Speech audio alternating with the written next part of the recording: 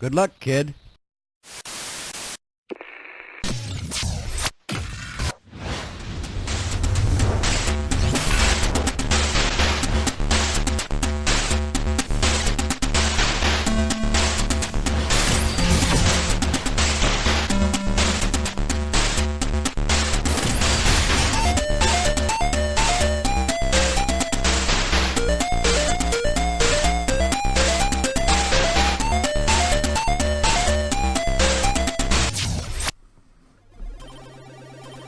Well, hello everyone and welcome back to another NRG, and believe it or not, even by these still images being presented to you in front of you, digital illusions. Who are they?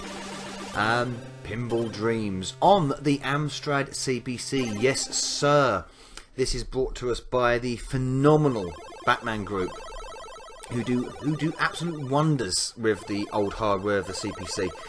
And they have here in a preview version of Pinball Dreams the Amiga Classic, brought to us by Digital Illusions. I nearly said Digital Solutions there. Commonly known now as DICE. Yes, one of their first games, I believe, and very popular in a lot of circles. A cult classic in a lot of ways. Ported to several systems after the Amiga original. As you can see, look at this. I mean, wow. If only people could have programmed games like this for the CPC back in the day. Unbelievable. Absolutely excellent. Graphically superb. And the sound that they've managed to get out of the AY on this, phenomenal. You know, it's as close as you can get to the Amiga version as you possibly could using the CPC hardware. Loading Beatbox. So we're going to go for Beatbox, basically because it's the only board available as yet in this demo version. Hopefully, Batman Group will finish it and have all the boards completed and we'll get a full game. And that'd be absolutely amazing, and I will thank Rhino and Co in advance for doing that. Rhino being one of the coders from the Batman Group. They brought to us things like the demo, a graphical demo for the Amstrad called Batman Forever, which was absolutely unbelievable. If you saw it playing, you can find it on several different channels. If you find it, when you watch it playing, you think, how the hell is that on a CPC? But it is. It just proves that the CPC was vastly underused for its time. It had a lot of potential and a lot of power, even against the likes of the Commodore and certainly the Speccy. The ZX Spectrum, for those not au fait with slang, but just wasn't utilised in many of the games. I mean, if you look at certain games like Shinobi, for instance, Robocop, Chase HQ, there's a big one. You know, people were really pushing the system there and made it absolutely sing. But even this is just something on another level. Batman Group claim that this is still only using 40% or so of the CPC's potential, so it could produce even better stuff. I mean, when you got I mean, everyone, even Speccy fans will say, and Commodore fans especially, honest ones, will say that the colour palette on the Amstrad was excellent, and it still is, and it could work. You could do a lot with the colour palette. This does. The Batman Group have done massive strides with this. It looks phenomenal and sounds phenomenal and plays phenomenal as well, and that's another thing that's surprising about this. The CPC, you know, every CPC fan who's honest will admit that the scrolling on the CPC was sometimes cumbersome and very tricky to do without in the hands of someone really talented and skilled to program the damn thing.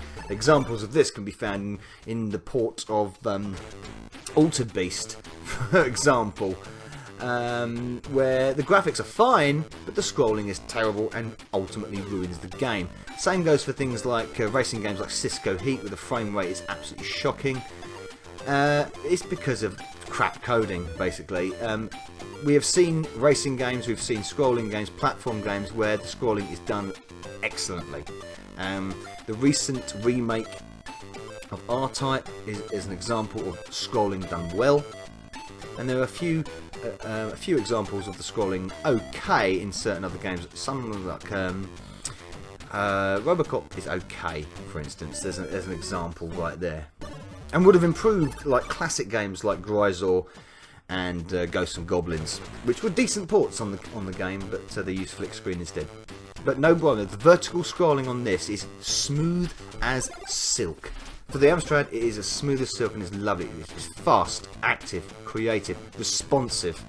The physics on the ball are just excellent, really good. And when I picked this up, I mean, a couple of weeks ago, I started to give this a go. When I found, well, a week or so ago, sorry, I should say, when I downloaded this and gave it a go, I thought, well, I've got to try it, relive the Amiga original. I remember playing the Amiga original years ago, and I never played the other versions of it. I never played the Game Boy version, or the GBA version, or the SNES version, or even the PC version. Never played them.